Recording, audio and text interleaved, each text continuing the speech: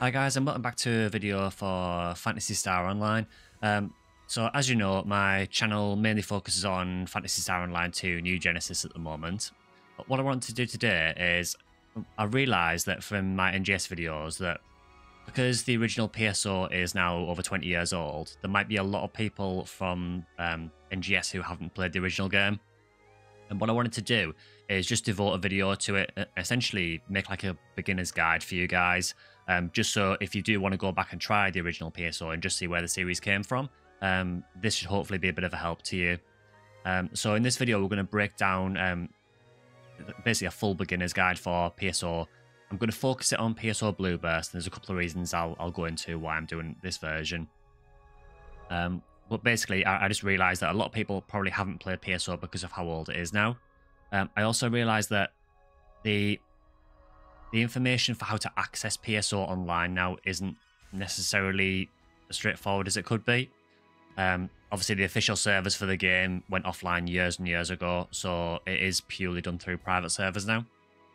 So what I'm going to do is I'm going to go through everything, show you how to get access to the game, and then just go through the absolute basics of the game with you and just let you know where it differs from NGS, the really important things you might want to know before you start playing. Just try and make the experience a bit easier for people who might be getting into it for the first time. So just a quick thing on my background with PSO. I started the series in 2003 with the GameCube version, and I have probably played a total of, I've probably played at least 4,000 to 5,000 hours in total of PSO across all of its different versions. So for today, we are going to focus on the Blueburst version of the game. So what we're going to do first is just quickly cover the different versions of PSO, just to get that out there. So PSO originally launched with the Dreamcast, and it was just called Phantasy Star Online.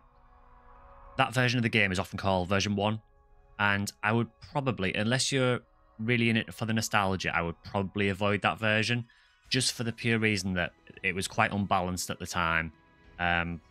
And there's been a lot of iterations to the game since that have made improvements to it. If you want to see where Phantasy Star Online first began, then that is where you want to start. But if you want to play for the PSO experience, I would probably recommend a different version personally. Again, your experience might differ. You might prefer the Dreamcast version. Following that, there was then an update to the Dreamcast called version 2, which was also launched on PC as well. That one, if you want to play a Dreamcast version, I would definitely go with version 2 over version 1, because there's a lot of improvements to the game, a lot of things were added to it, such as the level cap was increased, extra difficulty was added. There is quite a lot of improvements to it. Then we got quite a big change for what people tend to refer to as version 3, which is Phantasy Star Online Episode 1 and 2.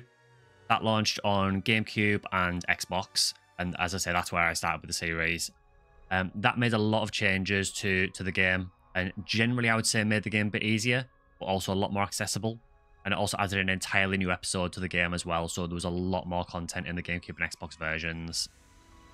Then we've also got Blueburst, which is this version we're playing here. This was an exclusive PC launch, and it was also online only. This is probably the definitive version of PSO and has the most features in it, but the downside is that because it was online only, when the servers went down, there was no way of accessing it anymore. The only way that you can play it now is through private servers. But thankfully, there are plenty of private servers out there that are keeping the game alive. The one I'm playing on at the moment is a server called Affinia. I'll leave a link in the comments, in the video description below of how to access it. Basically, all you need to do is just go to the Affinia site, download the client, run it, and you'll be in. Just a little note, if you are installing the game, you may get a little warning when you're installing it or when you're running it that says that there's a Trojan. It's nothing to worry about. It's not an actual Trojan. It's just because of how some of the game files are managed. It's nothing to worry about. So that's how you access the game. I will leave full access details in the description and everything, so you can go and check out Affinia for yourself. It's worth saying there are other private servers as well, and they all have various different rules. So some private servers try and keep the game a very similar experience to the original Sega servers, whereas some of them kind of experiment a bit more and try their own new things. I would say Affinia is probably closer to Sega. It does have a couple of little changes, but they're generally just good quality of life changes that Sega should have had anyway. So I would personally recommend Affinia, but feel free to check out the other servers as well. So that's how you access the game in 2023. So next what we're going to do is we're going to look at, basically we're going to go into the character creation basics and what you need to know when you're making your character. So this is what you'll see the first time you load the game. So as standard, you have 4 available character slots. On Affinia, you actually have a lot more than that. They've actually made it so when you launch the launcher at the start of the game, you can select different sets of character slots. So I have another 4 characters, but I'm showing you on new slots here, just so I can show you the basics of making a new character. So what we do is we're going to make a new character. There is this intro video, but I will skip this just so you can watch it yourself if you need to. So this is what you'll come to when you first load the game. So you can see that PSO Blueburst has 12 different classes.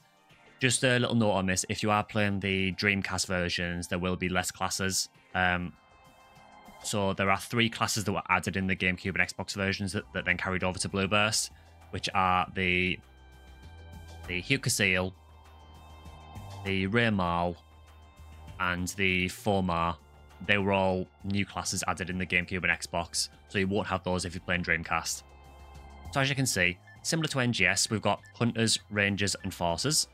There's no other classes in the game to unlock, so there's no Fighters, Gunners, Techers, or anything like that. This is just the core Hunter, Ranger, and Force. But what you can see is for each of these class archetypes, we've got 4 different available characters you can choose from. And this is where PSO differs to NGS quite a bit. So in NGS, regardless of what race your character is, regardless of what gender they are, your stats will be the same. Whereas in PSO, your stats can wildly differ depending on what race and gender you are, and each of the classes has their own defined strengths and weaknesses. So that is very, very different to NGS. So what we'll do is we'll go through each of the classes briefly. I'm not going to go into too much detail because I am kind of aiming this for people who've never played the game before. But if we start with the Hunter, you can see it says, proficient with bladed weapons, Hunters can also use a wide variety of other weapons. Although lacking in accuracy, they gain high attack power, suitable for beginners. And if you go into them, you can select each of the individual characters. So we have Humar, which is a male human hunter. This guy, the Humar, is, as it says, it's quite a balanced class, so all of its stats are fairly well-rounded. It is ideal for a new player, really. It does get some buffs. So, you know, there are some support skills it does get, but it only gets a limited amount of them at a limited level. So it's kind of a jack of all trades, master of none, I guess. If you're wondering why they're called Humar and Hugh Newell and all, you know, those kind of abbreviations, basically the easy way to remember it is anything with Hugh at the beginning is a hunter, anything with RA is a ranger, and anything with FO is a force. Anything with Mar is a male human. Anything with Marl is a female human. Anything with Cast is a male android. Anything with Casil is a female android. Anything with Neum is a male Newman. And anything with Newell is a female Newman. So as an example, Hugh Newell is a female Newman hunter. So it takes a bit of getting used to, but it becomes second nature after you've played the game for a while.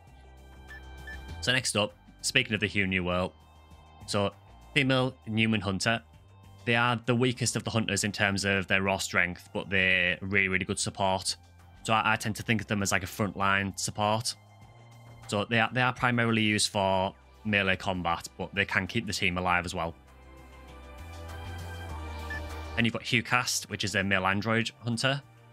So these guys have a ton of attack power. They hit really, really hard. Accuracy is a little bit low, but they're basically just a powerhouse. One thing I need to note about casts in this game, so again, this differs to NGS. In the original PSO, casts cannot use techniques at all. They are completely forbidden from using them. Instead, what you have is you have traps. So you can drop traps on enemies that can freeze enemies or confuse them or just do damage. And casts also have passive HP recovery as well, so they will regen HP over time as well. Similarly, Newmans have passive TP recovery. And TP is what I would describe as the equivalent of PP and NGS. So it's what you use to do your skills. So next we have the Seal. So Seal is a female android hunter. These have very, very high evasion and quite high accuracy for a hunter as well. These will basically, they're quite hard to hit. They also have some unique attack animations as well, so they're more versatile with certain weapons. And then moving into the ranges, we've got Raymar. So Raymar, again, quite a balanced ranger. They actually have the highest accuracy of any class in the game as well. And again, they have some very basic support techniques as well. Then we have Raymal. So Raymals are, again, as it says, they are quite squishy. They've got quite low health. But they are, essentially, if you think of how Hugh Newell is a support, frontline support, Raymals are kind of the same, but ranger. They are incredibly strong characters. They are possibly a bit overpowered, but they are extremely good and very, very well-rounded. Raycasts are the highest attack power of all the rangers, and they have a ton of health. And you get the bonus of looking like a walking fridge. Then we have the Seal. So Seals have really, really high defense and also quite high health as well. They are actually quite hard to kill because they are very, very defensive. And again, because they're androids, they use traps. Then moving into the forces, we have Formar. So it says that their Formars are challenging to use. So Formars and to an extent Formals as well. These are quite often run as like a hybrid class. So quite often you'll find with Formar and Formal that you will use them so much melee, so much tech. So they're basically tech users that can fight on the front line as well to an extent.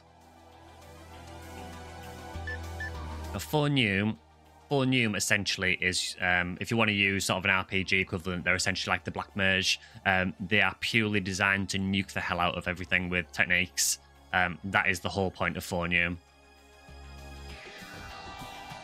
And then we have Fornewell. So Fornewells are extremely weak physically.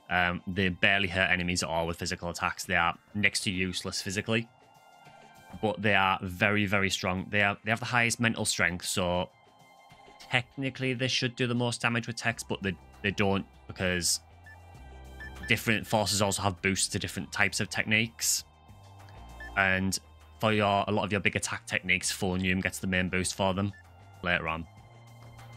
But the best thing about Fornewells is that they are incredible support. They have amazing amounts of TP, and they can just heal and buff forever, basically. But they are also very competent nukers as well. So what I'll do, for the sake of this video, because we are aiming at a beginner, we'll go with a hunter. And I think what we'll do is, I will go with, let's see, so if you were a hunter and you were just starting the game, I would personally recommend for a new player to PSO, I would probably go with, I would be torn between Hugh Newell and Hugh Cast for a hunter, purely because although Humar is really well rounded, Hugh Newell is better support, and I don't feel like the drop in attack power is too much of a big deal. Hugh Cast is just a very, very simple class. It's just all-out aggression. You know, you are the highest attack power of any class. And you can drop traps to freeze enemies and then hold them in place while you just decimate them. So I'd probably lean maybe towards Hugh Cast. For Rangers, I would personally say that Raymal is probably the easiest one to play. You are quite weak early on, but the combination of all the support techniques and everything later on just makes them absolutely godly. For a Force is definitely one of the harder classes to use in PSO, because they are very reliant on their TP. And what you'll find with them, particularly later on, is that their TP reserves will run out very, very fast, because the techniques cost so much TP to cast. Especially with Fornewell, where you are essentially 100% reliant on your techniques, you will notice you will run out very quickly. So I would probably steer away from Force for your first character. By all means, try it out if you want to, but if you're playing it for the very, very first time, you're probably going to have an easier time with a Hunter or a Ranger. So I think for this, what we'll do is we'll make a hue cast. I can always show you techniques later. So when you got the character creation, it's very, very basic. You know, again, the game is 20 years old. So we've got different heads we can use. Got different body colors.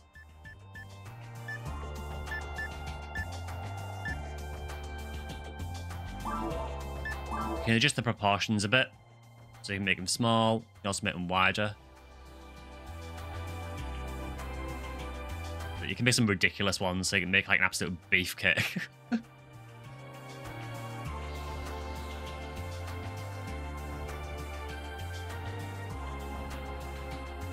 Yeah, so we'll go with that for now.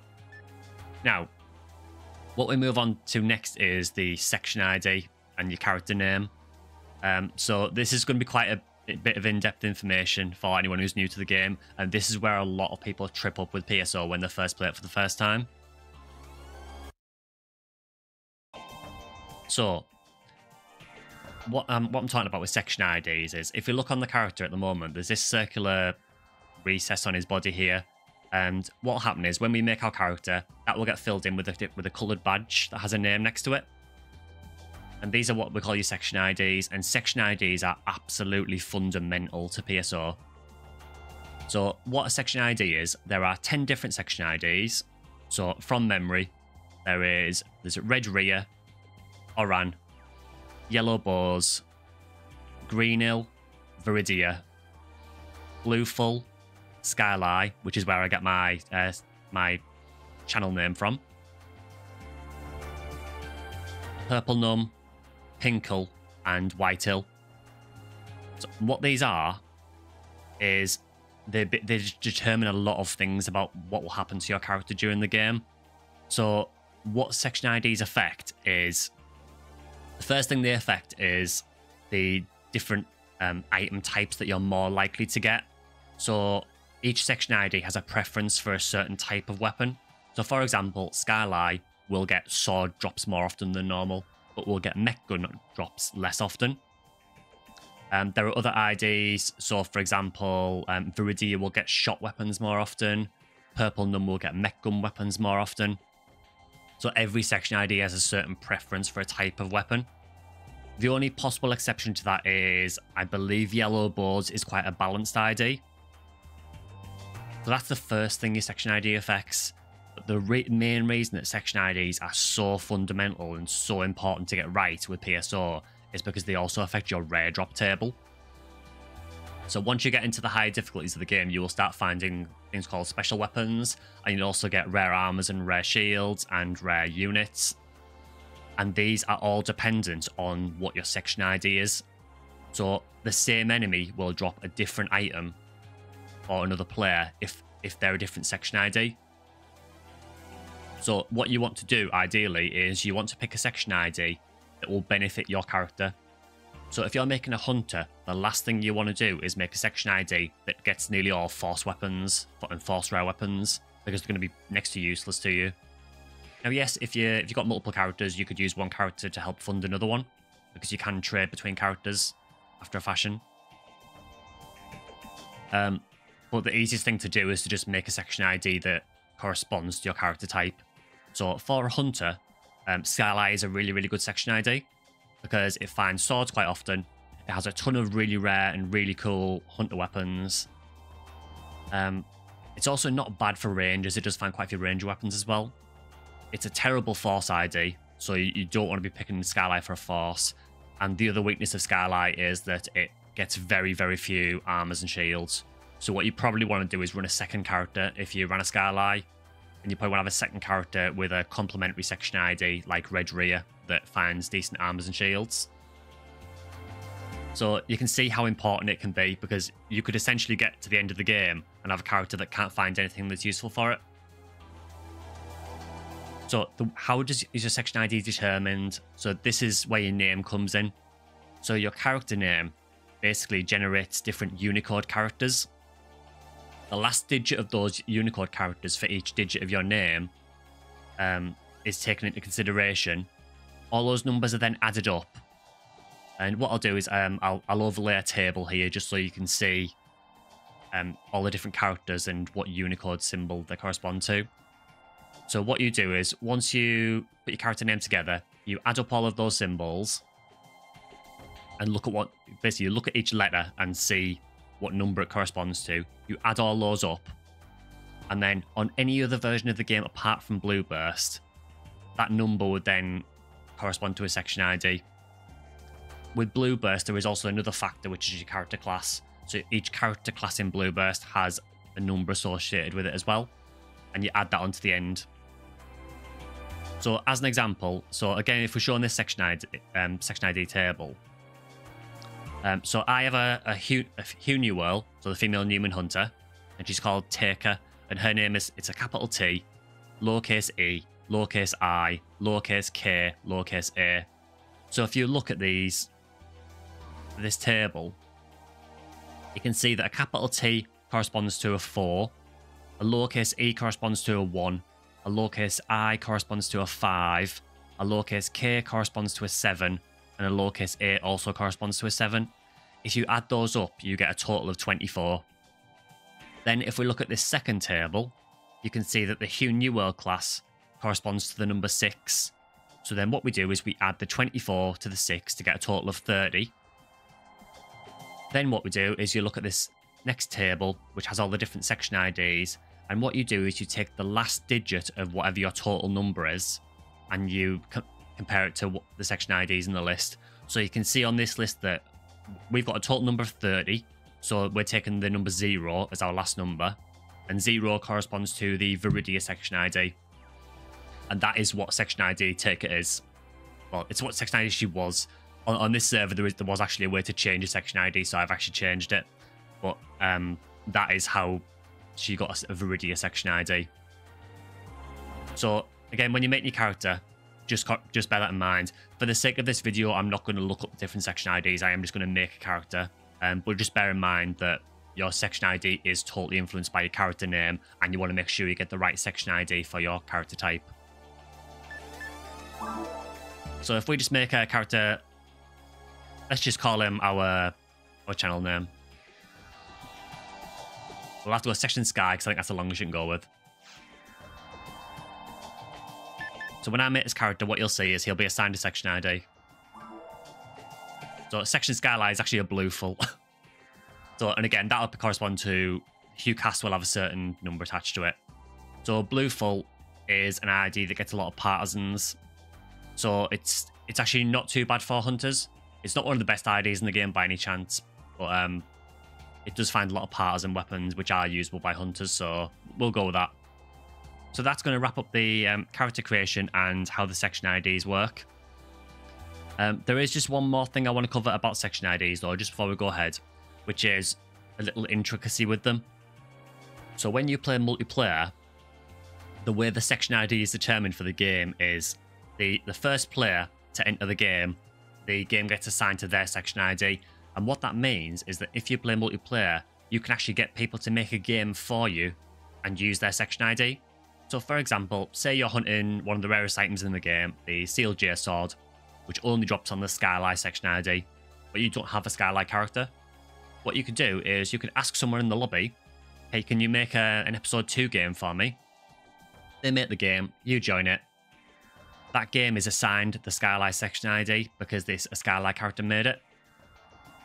If they then leave, that game will stay as Skylight, so then you can go and hunt that Sealed J Sword, even though you're not a Skylight character. But then if you then go back to the lobby and make a new game, you would then be under blue full if you were using this character.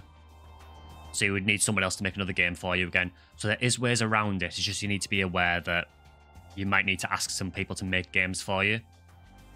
So that's going to cover it for section IDs anyway. So we'll leave that there. And what we'll go on to next is actually getting started and how you actually get into a game.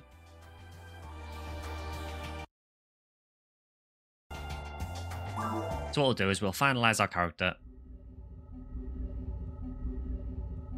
And what will happen is we'll load into the online area. So this is what you'll be greeted with when you first join. So what I've got on the left-hand side here, we've got a few different ships. And ships are essentially lobbies where players can gather. and it's also where you start your games from as well. So you can see I've got a few here, and with this server, they're based in different locations. So we've got Fodra and Devaloka are based in the US, Aldrant is based in Japan, and then Lumerace is based in Europe. So for me, I'm a European player, so I tend to play on Lumerace. And there's a couple of blocks, and what you can see is you can actually cycle through and see how many players there are in the block. So you can look for a block that's got players in if you want to. What I'll do is I'll just go to this block for now.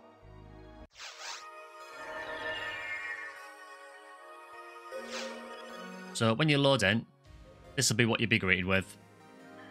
So this is the online lobby for PSO Bluebears, and this is where you can meet up with other players. And this is where, if you're wanting someone to make a game for you, this is where you'd probably ask them. So the main thing you need to know about the lobby is there's this counter at the bottom here.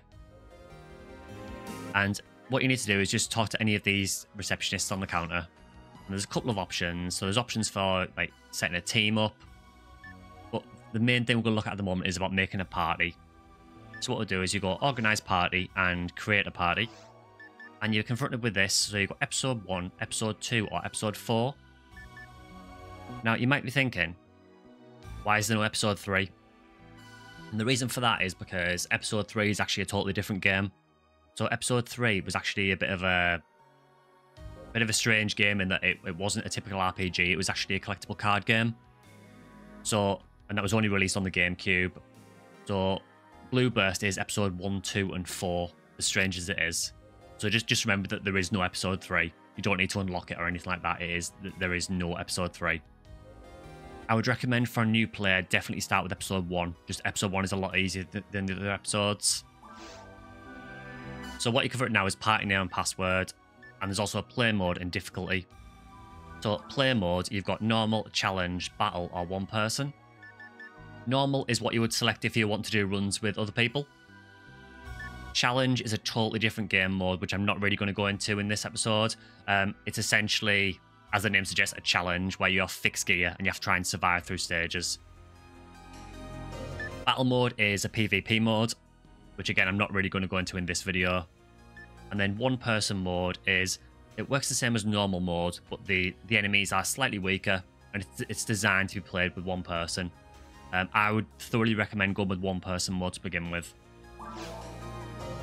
Then we have difficulty, so we've got normal, hard, very hard, and ultimate. So this just influences the strength of the enemies overall. And there's usually requirements on it, so from memory, I believe you have to be level 20 or higher to do hard, level 40 or higher to do very hard, and then ultimate varies depending on the episode. So normally, I think for ultimate, it's I think level 90 for episode 1, level 100 for episode 2, and level 110 for episode 4. That might differ depending on what server you're playing on though, so look up on your server's forum to see what the requirements are. It's normally around 80 or 90 to start ultimate though. And ultimate is a whole different beast with different looking enemies and totally different attack patterns. Again, I'm not going to go into that in this video. So for now, we're a new character, so we're just going to start on normal. And what I'll do is enter a party name, which can be anything. And you can enter a password if you want to. And you don't really need to for a one-person game, but I'm just showing you. And you press registration. And what happens now is you load into the hub ship of the game. Now, again, there's a weird audio bug with this on FNA where occasionally the music skips. Normally, if you run outside, it'll fix. And if I run back in, I think it'll be fixed now. Yeah, so now it's fine. I don't know why it does that. It's really strange. So this is the hub of Phantasy Star Online. This is where you'll spend a lot of your time when you're not actually on quests. So this is what's called Pioneer 2, and it's a spaceship that you're being sent on to go and investigate the planet Ragol, which is this planet over here. So there's a few key locations on Pioneer 2 that are really important to keep in mind. The first one is this here is the teleporter to go back to the lobby. So if you want to quit out of your game and go back to the lobby, that's where you go. The next one is this lady here. She's the Hunters Guild receptionist. So the Hunters Guild is a guild that you're signed up to, and this is basically where you get a lot of your quests from. So if I talk to her, you can see we've got a load of different options. So You also have a side story. The side story is the main story of Phantasy Star Online. So if you want to know the actual storyline, play through the side story missions. For a new player, I would recommend it as well because you can get a few things through it. And also, quests like Battle Training will give you a basic introduction to some of the characters in the game. And Battle Training in particular will also teach you some of the absolute basics of the game as well. I won't do it in this video because I'll be showing you that anyway. But it's maybe worth doing if you're brand new to the game. But there's several different quests there you can go on. The next location you want to go to is, so out in the main area of Pioneer 2. Over here we've got a teleporter. This is your teleporter to go down to Ragol. So this is where you go and actually just do free roam. Because in PSO you're not tied to doing quests. You can just go down to Ragol and just run through an area and kill things. You don't have to do a quest. And if you want to just go down to the surface, that's where you go. Additionally, when you've loaded a quest, this is where you'll go to start the quest as well. Next up, we have the medical center. So the medical center, as the name suggests, is where you go to heal. You can heal in the field as well, but when you get back from a quest, your health won't refill. It'll be on whatever it was. And say if you want to then go back down immediately into another area, you might just want to talk to the nurse and get a heal. So she's saying I'm completely fine now because I'm on full health anywhere. But if I was hurt, she would offer to heal me. Or I think it's either 10 or 100 Mazetta. It's not much. Mazetta is the currency of PSO, much like it is in PSO2 NGS. Next up, we have this teleporter here. This teleporter goes to the principal's office. Now, in one-person mode, it will be empty. There will be nothing here. In normal mode, this is where you would take on government quests, which are another type of quest that you can do in multiplayer. It's also where you go if you want to talk to the principal as well. So next up, we have the check room, which is what people tend to refer to as the bank. So this lady here, she basically is where you can deposit all of your weapons. So she is essentially your storage. So you can deposit items in here. You can also take things out if you need to as well. On most private servers, you'll have a shared bank as well, so you can trade things between characters. That wasn't actually a feature in the original game. You used to have to basically trade with other players or drop items in a multiplayer game and come back for them, which was pretty scary. But in private servers, typically they'll have an option where you can use a shared bank. And then over here, finally, we've got the shop area. So there's a couple of things to note in here. So we've got 3 different shops. We have this guy who is the guard shop. This guy sells you armors, shields, and units. So armor is your main defensive piece. Shields and barriers are another defensive piece that tend to provide more evade than defense. And then you also have units, which units are an item you can slot into your armor to give you extra boosts. I suppose if you play in NGS, a similar way to think of units would be, so in NGS you add affixes to your weapons and armor, which give them abilities. In PSO you add units to your armor. Next up we have the tool shop, and this is where you buy a variety of different things. So you can buy healing items like monomates, you can buy fluids. Fluids are used to restore your TP, so forces use these quite a lot. You can also buy some low-level technique discs. So again, you don't automatically have your techniques with Force, you have to find them. So you either find them or you buy them from the shop. And then we have atomizers and general sort of support items. And again, you can sell to them as well. And then we have the arms shop, which is where you buy weapons from. These will always be quite basic weapons. Generally, a lot of your gear is probably going to be things that you find. But you can see I can buy things from here if I want to. Then finally, we have this guy, this weird-looking guy. And this guy's called the Checker. So, as I mentioned earlier, you will get items in the game called special weapons. And you can also get what are called unidentified normal weapons as well. If you bring an unidentified weapon to the Checker, what he can do is he will identify it for you. So in the case of rare weapons, he will show you what the item is. And in the case of non-rare weapons, he'll tell you what special attack it has. And it also affects the attribute percentages of the weapon as well. So you can increase those with the Checker as well. Attribute percentages are basically just a way of dealing more damage to different enemy types. So you will be going to the Checker quite a lot. That's a brief rundown of Pioneer 2. So I think the next thing to do, we've looked around Pioneer 2, so I guess the next thing to do is to go down to the surface and show you guys what will happen on your first trip to Ragol. So you can see there are 4 areas. In the old game, you would only have access to Forest originally, and you would unlock the other areas as you completed them. But again, on private servers, you tend to be able to go anywhere. I would thoroughly recommend starting with Forest. So when you load in, this is what you'll be greeted with. So you can see I've got a very basic one-handed sword, which is called a saber. And yes, if you're thinking it looks very similar to a lightsaber, you're not wrong. We also have this little guy floating behind us as well, and this is what we call our mag. So we'll come back to the mag.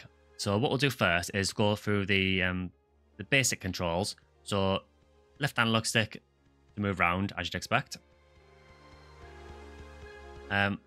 Now, what you'll notice quite quickly, if you've never played PSO before, is that the camera is actually static and always stays in this position.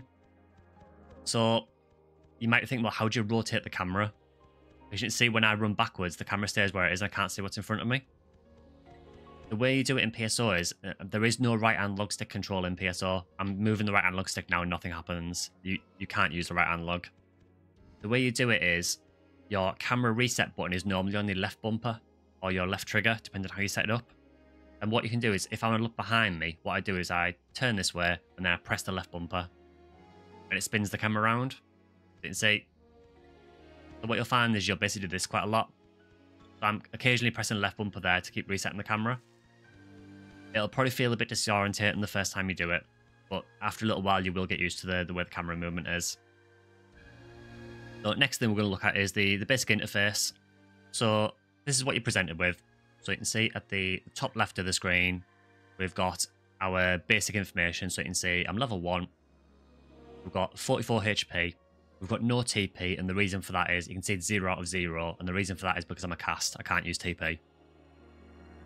And then we've got this circular gauge. This circular gauge is your photon blast gauge, which again, if you played NGS, you'll be familiar with. And it works more or less the same way. It's basically a super attack that you can do with your mag. So as you defeat enemies, this gauge will build up, and when it's at 100, you can use a photon blast. At the top right of the screen, you've got your overhead map. You can also, if you press the main menu, you can actually go into a bigger area map as well that you can move around. And that works with the right analog stick. Then at the bottom of the screen, at the bottom right on some versions, or bottom center on Blue Burst, you've got this little action palette. So think of this again like your weapon palette on NGS. So what you can see, at the moment, there are 4 options, and they are assigned to A, X, B, and Y on an Xbox controller. So this bottom one here is your light attack. So if I press that, I do a light attack. And the one on the left is heavy attack. You can see there's more of a delay to it, but it does more damage. But it also has lower accuracy. What you'll typically want to do is do a 3-hit combo and usually finish it with a heavy attack if you want to go for damage. Now, in NGS, you can just button mash, but in PSO, you have to observe the timing for the combos. So if you button mash, so if I start button mashing the light attack now, that's all I get. I just get the first attack over and over again, and there's quite a long delay between it. So similar to a lot of other Phantasy Star games, you have to time your attacks in this game. So if I time my attacks, you can see I can do a 3-hit combo. I go and press, so press, press, press, press, press, press, press, press. So you can see it's, it's quite an easy timing for it. And again, if I want to use heavy attacks with that, it's again just pressing the button when you need to rather than button mashing. And again, you'll get used to it over time. You just need to get out of the mentality of button mashing like you can in NGS. So next thing is healing. So as a cast, the only way I can heal is if another player uses Rester on me, or I can use a monomate or dimate or trimate. So you can see on the right of the palette here, we've got our monomates, and you start off with 4. You can buy them off from the shop, and you can find them in the field as well. And again, healing them will heal a certain amount of HP depending on what type of item you use. But fairly self-explanatory. With human and human characters, you can also use Rester. And Rester will heal you, and at higher levels, it will also heal anyone near you as well. Next thing we'll look at briefly is status effects. So there are a few status effects that you'll probably be exposed to in PSO as well. So, for example, you can get poisoned. So when you're poisoned, you'll lose health over time gradually, and that wears off after a little while. In most games. So I think in NGS, if you get poisoned, it wears off after a few seconds. In PSO, I don't think it wears off in PSO. I could be wrong, but I don't think it wears off. I think you have to use something to get rid of it. I should note as well that casts are also immune to certain statuses. So casts are immune to poison and paralysis. There is also a status called Shock, which works basically the same as paralysis, but also affects casts.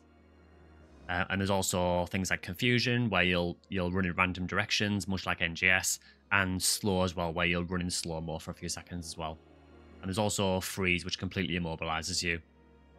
If you do get frozen, just mash the analog stick as fast as you can. You'll break out of it faster.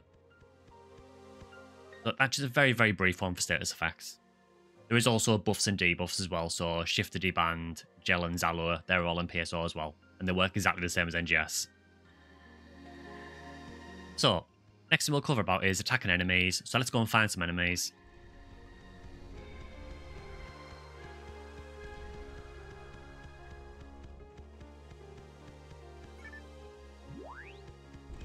So when we go in this room, you can see on the map at the top right, there's 2 yellow dots on here. And that signifies that there's 2 enemies.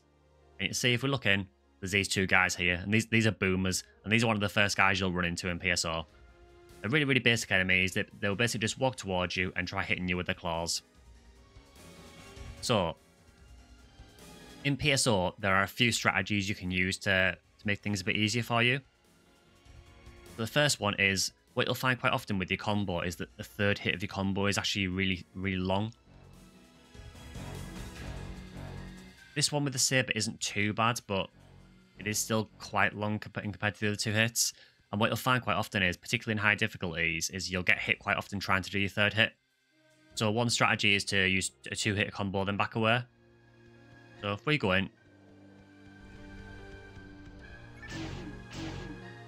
you can see by doing 2 hits there and then backing away, I avoided that hit. We'll try it again.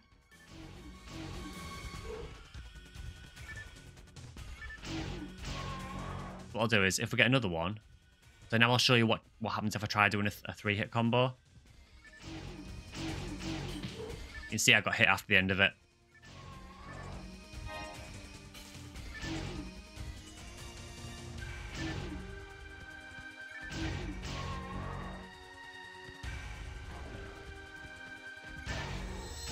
For certain enemies, you can get away with using a longer combo. So the wolves, for example, they only attack you generally if you're not looking at them. So I may as well cover this now quickly since we found one. So these are grinders. And grinders work very similar to NGS. You use them to increase the strength of your weapon.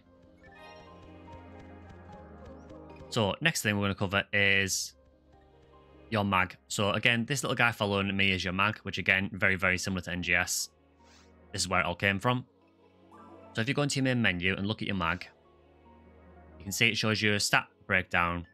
And this is where it differs to NGS. So in original PSO, your mag actually influences your character's stats. So I will actually get stronger. If I level the power on my mag, I will actually get stronger. So it is really, really important to feed your mag. So I know in NGS you don't actually feed your mag, you only feed region mags.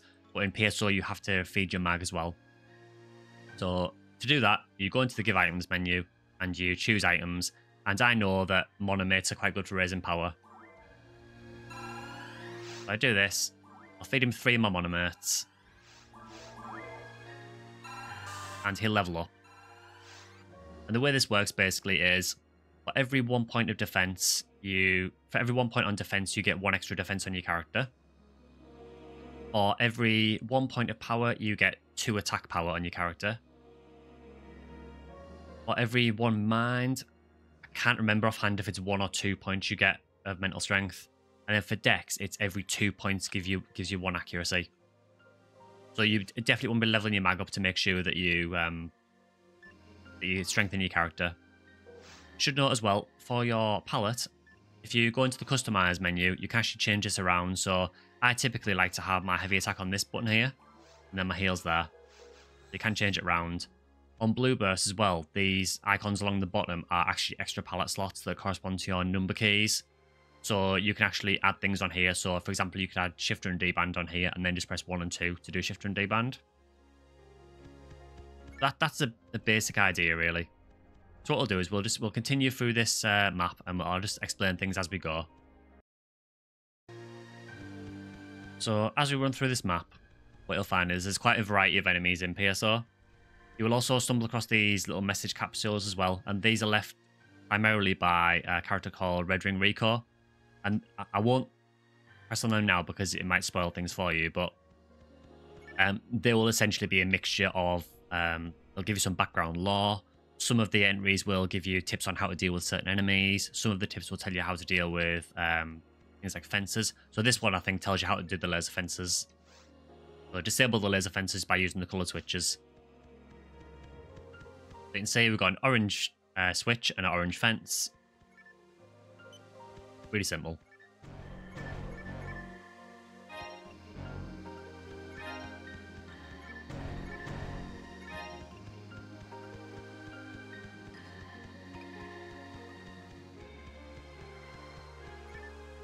Again, use the switches to open the door as well. And you can see, so yeah, we've also got Rappies in PSO. So, you know, they're not an NGS thing for anyone who's only played NGS. Rappies have been around forever. And yes, they're similar to NGS. So in NGS, as you know, when you defeat a Rappie, it kind of digs underground and disappears, so you don't actually kill it. It's the same in PSO, so if I run away from this Rappie, it will actually look to see if the course is clear and then it'll run away. So you never kill them in PSO either.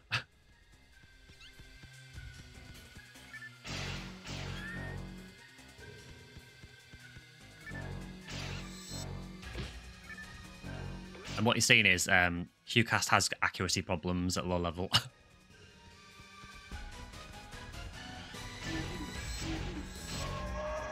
See, there I could get away with a 3-hit because I knocked back the enemy a little bit. So these guys are called monests, and these, all they do is they spawn mothments. So you basically just want to kill the nest as soon as you can.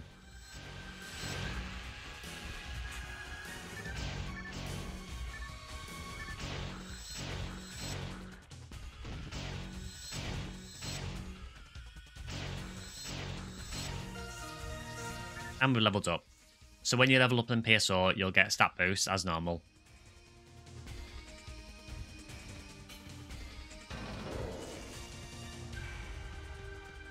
And if you're wondering, the level cap in most versions of PSO is 200, which takes forever to get to. I've done it once and that was enough. So you can see, as we're running through as well, we are getting drops from some of the enemies. So you can see this guy dropped a cane, which is a force weapon. So I know I mentioned before that certain section IDs get weapons more often than others. It doesn't mean you won't get them though. So with Skylight, although you won't get mech guns often, you will still get them. It's just that there will be a lower chance than usual.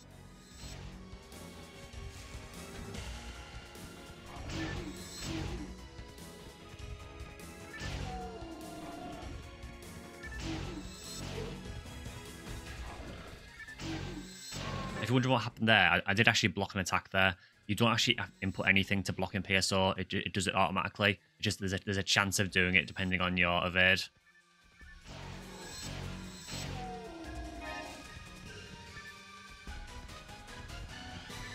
I've actually got 2 canes, which is of no use to me at all.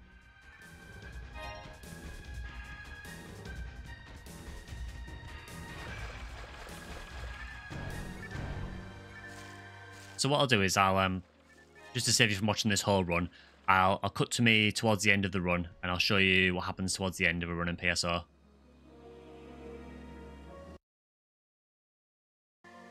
Yeah, so now we're in Forest 2. There is another little method you can use to help deal with enemies as well.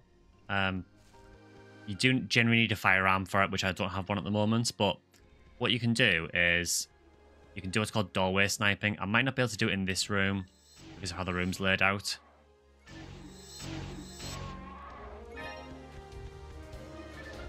If you're wondering why I'm doing 3-hit combos sometimes, it's because I can tend to judge if I've got enough room to get the 3rd hit in or not. But there I don't think I have, so I'll back out of it.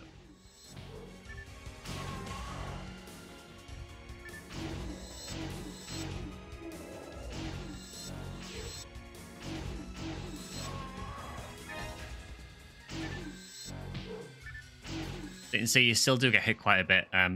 With Hughcast, it's mainly because of their accuracy. Because their accuracy is so low, you do miss a lot of your hits.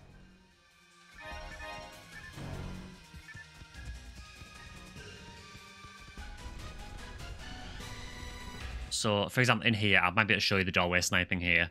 So you can see we've got a couple of enemies there. Now, what you might be noticing is that although I'm very close to them, they're not attacking me.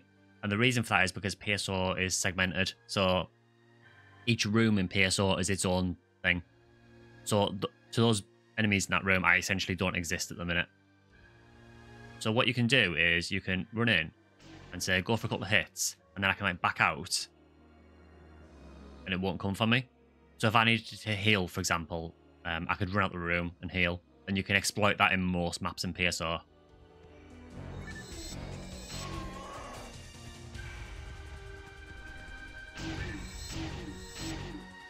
Could say it's a little bit cheap, but it's a limitation of the game.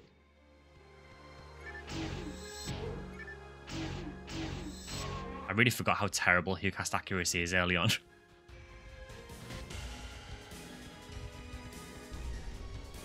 Yeah, so we'll just continue through here. There's not too much longer of forest left now.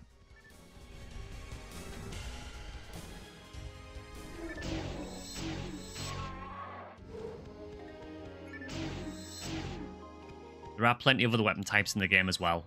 You're not just restricted to the saber. It's just that early on you get a saber as a starter weapon and you're reliant on other things dropping or buying things from the shop.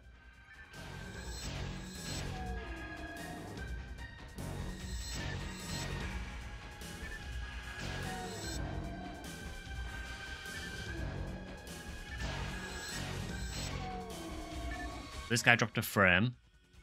So that is, although we have a frame already, that one, the name was in green, and what that means, it's got some kind of increased properties. So you can see with this frame, it has higher defense and higher evade than the one we're using. You can also get ones that have slots as well, which is what you use to put units in. That's a slight defensive buff for us.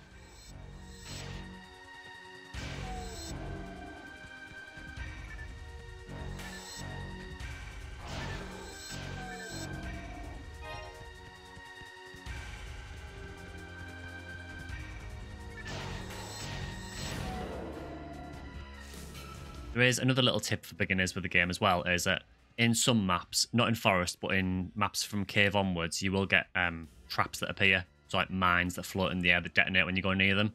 The way to get past them really easily is, as you're running, just hold your menu open. And what you'll do is you keep running. Because what you'll notice is, when you get near an enemy in PSO, you'll actually start walking automatically. So if I run in here, to see when I get close to the Rappy, start walking. Might be hard to see, but you see I'm kind of stop running and just start walking for a bit. But if I up my menu, I'll keep running.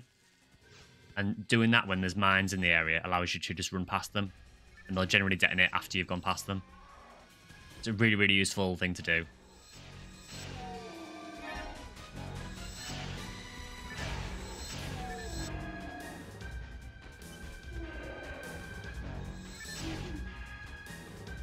Would be nice to get another weapon. This run's been really stingy, actually.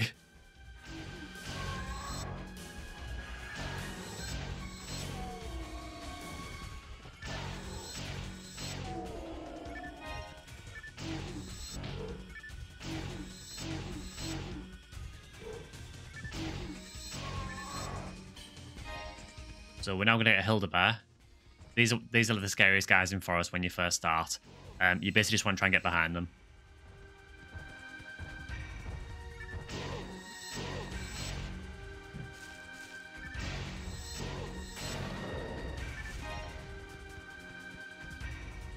Another thing just to quickly point out. Over here, there is a large pillar. Now, in some versions of the game, on this server in Blueburst, you don't need to do it. But on some versions of the game, particularly on GameCube and Xbox, and I think on the Dreamcast version as well, you have to activate these pillars to progress to the final area of Episode 1. They're essentially like a seal that you need to undo. I won't spoil what they're for, but you need to activate them. Just remember to interact with them when you see them.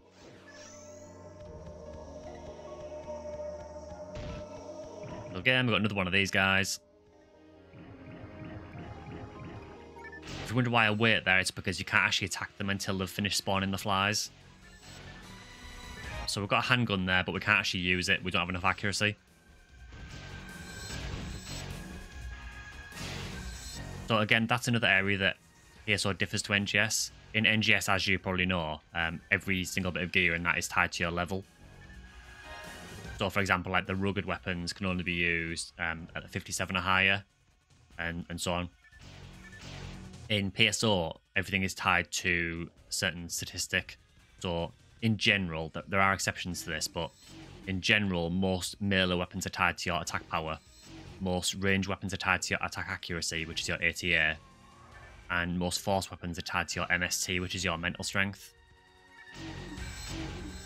Most armor and shields are tied to your level, and units don't have a restriction. As I say, though, there are exceptions to that. And there are some items that have really, really strange requirements. So, for example, the double saber stag cutlery can only be used by men. And the partisan berdiche can only be used by androids. So there are some strange exceptions. So we're getting towards the end now. Just aware of that Hildebear in the distance.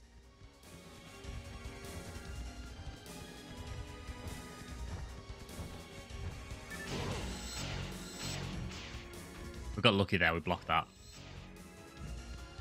Again, the 2-hit is actually really useful here. Oh, he hit me good there.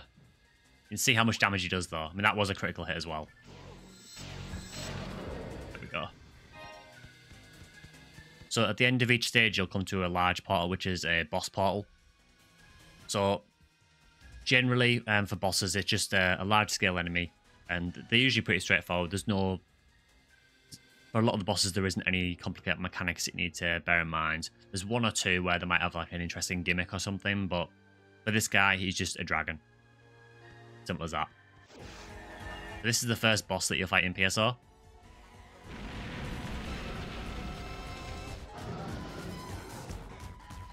And with this guy, basically what we want to do is we want to try and get him to collapse. So we need to attack his feet.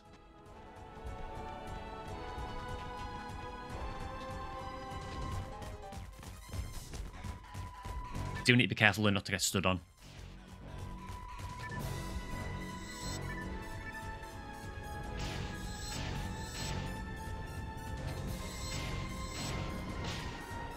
He does actually fall on you as well, which is actually really annoying. While he's down, you just want to attack his head. I'm probably going to have to go with light, heavy for the attacks here, I think, because I just don't have enough accuracy to land that second heavy hit.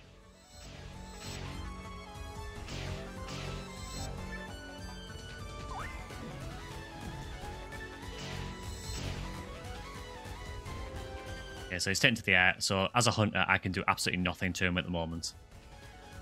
So just gives avoiding the attacks for now.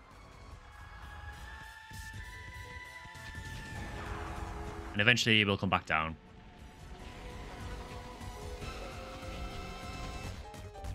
And again, we just rinse and repeat, so go for his feet again.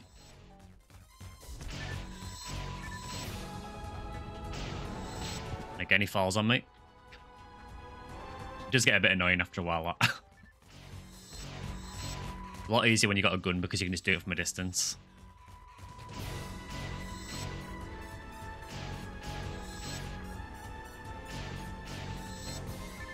We're doing okay. Okay, so when this guy roars, it signals that he's going for like his stage shift. So he's going to his next phase now. So what he'll do is he'll dig underground. What you want to do for this is open your large map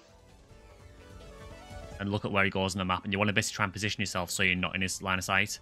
So he's right next to me there. So if I move back a bit, you can see he digs across the ground. And he'll do this 3 times. So with where he is there, I probably want to run towards him. Just so he goes past me again. And this one, again, he's just north of me, so if I keep running up here, I'll be fine. Basically, just make sure you're not in his line of sight, because he will just burrow into you otherwise. And then he'll burst out the ground. He does leave little fire pools on the ground as well, so just make sure you don't run into those. And then we're back to this stage again. It's not the most interesting fight in the world, I have to be fair. As much as I love PSO, the dragon fight is not one of the highlights.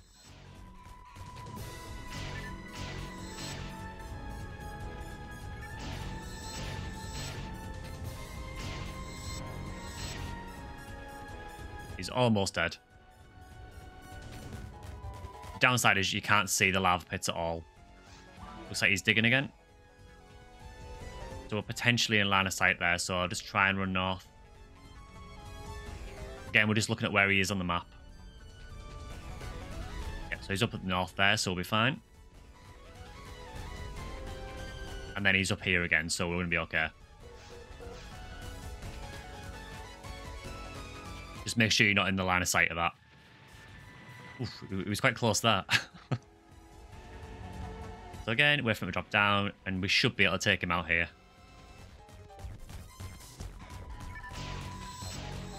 There we go. Now, pro tip, don't let the dragon fall on top of you. You can still move in this cutscene. Do not let the dragon fall on you, because it does hurt you. The amount of new players I've seen get killed by that is ridiculous. So, on defeating the boss, you get a drop from the boss, which can be a rare in later difficulties. And you'll get a few boxes with some gear in as well. I'm going to ignore that for now, because this character is only for the purpose of this video. And you get a warp here, which takes you back up to Pioneer 2. So, last thing I want to cover is just why you might want to check out PSO. So, obviously, PSO launched in 2000 originally, and it is a very, very old and dated game now. Does it hold up well now? Not particularly, to be honest. It does feel very, very clunky and dated, but there is a charm to it, definitely. However, I don't know if you would feel the same if you've never played it before. You might struggle with it a bit if you don't have that sentimental attachment to it. However, you might just want to see where Phantasy Star Online came from, and if you want to do that, then I would definitely recommend trying the Blue Burst version, just so you get the full experience, and one that's actually still got a really active player base. I mean, on this server at the moment, when I logged on this morning, there were around 125 people online, which is insane for a game that's over 20 years old. So there is still definitely that active community there if you pick the right server. So don't worry about struggling to find games. There'll always be teams that'll take you on. There's always games available.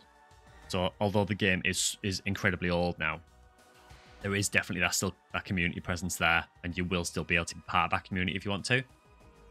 It's the same to an extent for the later games as well. So games like PSU, they also have their own private servers as well, which I may do a similar video for PSU as well, if anyone's interested. For the meantime, I'll probably end this video there. If there's anything at all you want to know about PSO, I've played this game a hell of a lot over the last 20 years. So if anything at all you want to know, just let me know in the comments. If there's anything in particular you want to see on the channel for PSO, or PSU, or any other Phantasy Star Online series games, just let me know. I will try and answer what I can, and I'll try and upload what you guys want to see.